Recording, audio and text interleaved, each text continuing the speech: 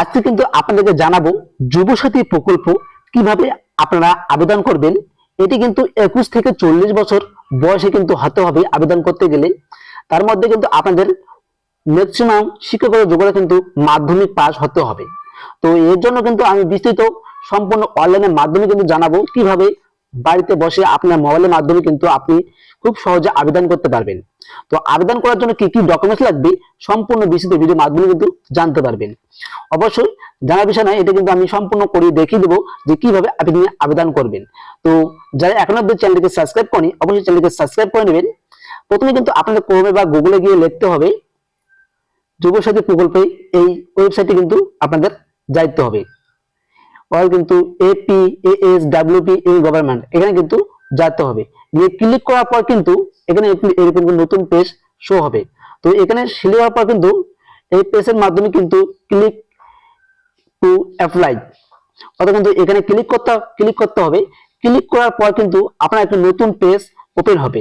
তো দেখতে পাচ্ছেন নতুন একটা পেজ ওপেন হওয়ার পর এখানে কিন্তু আপনাদের তার আগে একটু বলে দিন আপনাদের কিন্তু কি কি ডকুমেন্ট লাগবে সম্পূর্ণ কিন্তু দেখে নিন। এখানে কিন্তু পিডিএফ ফাইলের মাধ্যমিক পাঠ এডমিট লাগবে, অর্থাৎ কিন্তু আপনার কিন্তু ফাইলগুলো কিন্তু 200 কেবি সাইজের মধ্যে হতে হবে। এই জন্য কিন্তু আপনাদের কিন্তু মাধ্যমিক পাস এডমিট লাগবে, অর্থাৎ কিন্তু এডমিট লাগবে। তার মধ্যে কিন্তু আপনাদের মাধ্যমিক পাস রেজাল্ট লাগবে, মার্কশিট লাগবে, আপনাদের আধার কার্ড ফটো লাগবে, ভোটার কার্ড ফটো লাগবে। তারপরে কিন্তু অ্যাকাউন্ট বই কিন্তু প্রথম পাতাটা কিন্তু জেরক্স মানে পিডিএফ ফাইলে কিন্তু করতে হবে ক্যামেরা দিয়ে।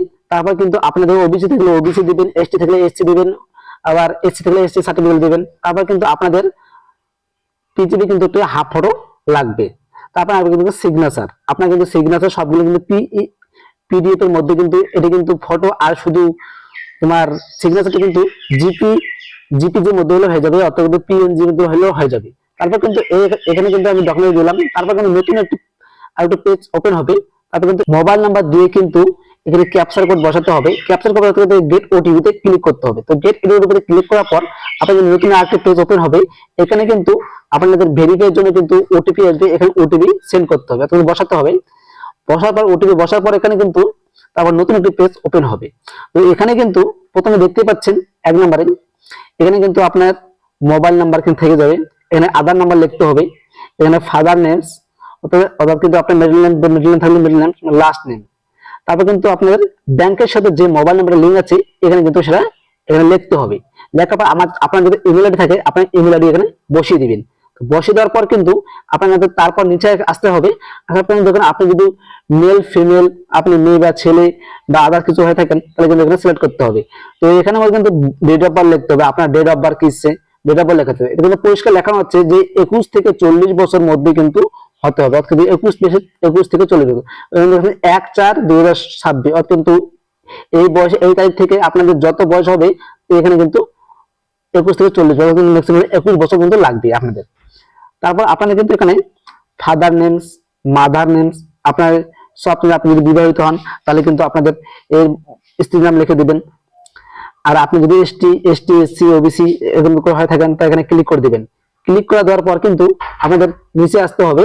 তো নিচে আসার পর কিন্তু এখানে দেখতে পাচ্ছেন যে আপনি কি ম্যারিড না আনম্যারিড এমন সম্মত লেখা আছে। আপনি কি ম্যারিড লেখা ম্যারিড, আনম্যারিড হ্যাঁ এখানে দিয়ে দেবেন। তারপর কিন্তু এখানে হাউস নাম্বার চাইছে, হাউস নাম্বার দিবেন। পোস্ট অফিস, ভিলেজ এই সমস্ত কিন্তু আপনি দিয়ে দিবেন। ডিস্ট্রিক্ট, পুলিশ স্টেশন, পিনকোড এগুলো কিন্তু সব করে দিবেন। জিপি, ওয়ার্ড নাম্বার কি, আপনি যদি গ্রামে থাকেন তা গ্রামে, এখানে রুরাল কিন্তু আছে অবশ্যই। তারপর কিন্তু আপনার এখানে মূল বিষয় হলো কিন্তু দেখুন এখানে কিন্তু আপনি ডাব্লিউবিএসসি এখানে কিন্তু যে বোর্ডে পরীক্ষা দিচ্ছেন ওই বোর্ড কিন্তু সিলেক্ট করতে হবে। সিলেক্ট করার পর দেখুন এখানে কিন্তু রোল নাম্বার চাবে, অর্থাৎ কিন্তু আপনার এডমিটে কিন্তু রোল নাম্বার এবং নোয়াং, আবার আপনি কোন বছরে কিন্তু মাধ্যমিক পরীক্ষা দিয়েছেন ওখানে কিন্তু লেখাই আছে একদমই আপনার মাধ্যমিক সার্টিফিকেটে। তারপর কিন্তু এখানে ব্যাংক নেম দিতে হবে, অর্থাৎ কিন্তু ব্যাংকের নেম কি নাম, তারপর কিন্তু ব্যাংক ব্রাঞ্চ, অর্থাৎ কিন্তু অ্যাকাউন্ট নাম্বার, আইএফএসসি কোড। এগুলো দেওয়ার পর কিন্তু আপনার নিচে আসতে হবে আপনার কি অন্য কোনো প্রকল্পে কিন্তু টাকা পান, এখানে কিন্তু লেখা আছে। আপনি যদি পান পেয়ে থাকেন তাহলে কিন্তু ইয়েস সিলেক্ট করবেন, অথবা নো সিলেক্ট করবেন। তারপর কিন্তু এখানে আসার পর আপনি সেভ বাটনে ক্লিক করার পর আপনাদের নতুন একটা পেজ ওপেন হবে। তারপর কিন্তু এখানে ডকুমেন্টস সিলেক্ট করতে বলছে। এখন দেখুন স্যার, আমি আগে বলেছি যে এখানে কিন্তু এডমিট কার্ড, মার্কশিট কার্ড, কিন্তু মাধ্যমিক মাধ্যমিক পাস থেকে দেখেন মাধ্যমিক মার্কশিট কার্ড, তারপর আধার কার্ড, ভোটার কার্ড, ব্যাংকের পাসবইয়ের প্রথম ফটোটা কিন্তু লাগাতে হবে। তারপর কিন্তু অফিস সার্টিফিকেট, এই সমস্ত দিয়ে কিন্তু সেভ বাটনে ক্লিক করলে কিন্তু আপনার আবেদনটি একেবারেই কমপ্লিট হবে। তো ভিডিওটা যদি ভালো লাগে অবশ্যই চ্যানেলকে সাবস্ক্রাইব করে পাশে থাকা বেল নোটিফিকেশন অবশ্যই অল রাখবেন।